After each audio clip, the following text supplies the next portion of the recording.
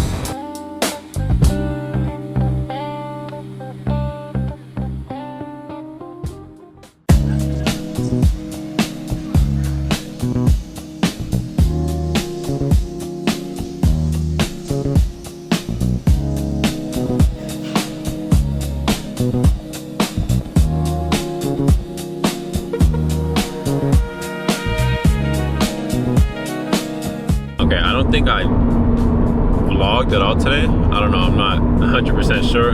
But welcome back to day 10. Or if I think I'm doing this in parts. So this will be part like 8 or 9. Welcome back to the video. We're at Starbucks till like 2 o'clock getting some editing done. I finally posted a YouTube video, part 1 of this whole series. I finally posted. And now we're on the way to meet our friends Bradley and Audrey in San Jose, and we are in these like hilly mountains, grassy hills with like cows and stuff. And I instantly thought of the Windows background, you know, the original Windows background. I'll pop up a picture. Yeah, that's what I instantly thought of. And then I looked it up, and it was actually taken in California.